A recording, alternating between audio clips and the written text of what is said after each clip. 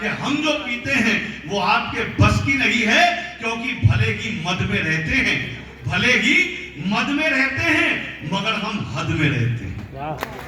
भले ही मद में रहते हैं, मगर हम हद में रहते हैं। परिंदे आसमां पर भी जमीन की जद में रहते हैं। हमारी उनसे बनती है जो अपने कद में रहते हैं।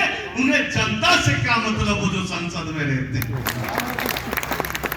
आप तो बहुत अच्छी प्रतिक्रिया दे रहे हो साहब, वरना हम तो ऐसे लोगों में फंस जाते हैं जो सिर्फ धन के धन्ना सेठ होते हैं, मन नहीं होता उनके पास।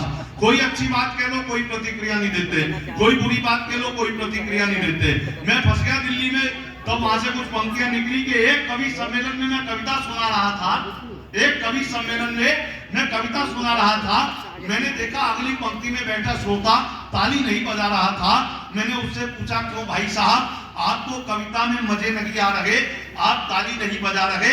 वो बोले ऐसी बात नहीं कि मैंने कवि सम्मेलन के स्वाद नहीं चखे हैं, पर मैं ताली खुद क्यों बजाऊं, अमीर हूं, ताली बजाने के लिए आदमी रखे। मैंने उससे फिर ये शब्द कहे, आप हंस भी नहीं रहे। बोला ऐसा नहीं कि मैंने अपने होठ से रखे हैं, पर मैं खुद क्यों हंसूं, अमीर हूं, हंसने के लिए भी आदमी रखे हैं।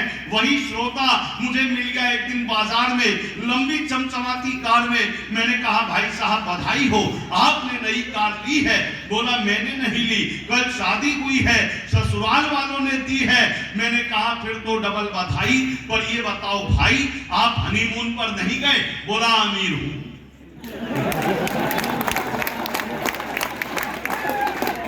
तो ये आनंद बनाए रखना। बेटा तू कहां भटका? हाँ कोई बात नहीं। बहरहाल चलिए, मैं पहले कवि को उठाने वाला था, वो नजदीक से ही शुरू करना चाह रहा था, लेकिन ये ज्यादा समझदार है, हरियाणा का है, बावड़ी बूझ नहीं है।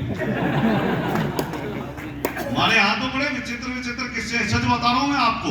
वो हमारे यहाँ एक छोरे ने कह दिया अपने बाप से, बोले बापू तुम्हें बेरा है, ये जो प्यार होया करता है ये एक तरह का वायरस होता है।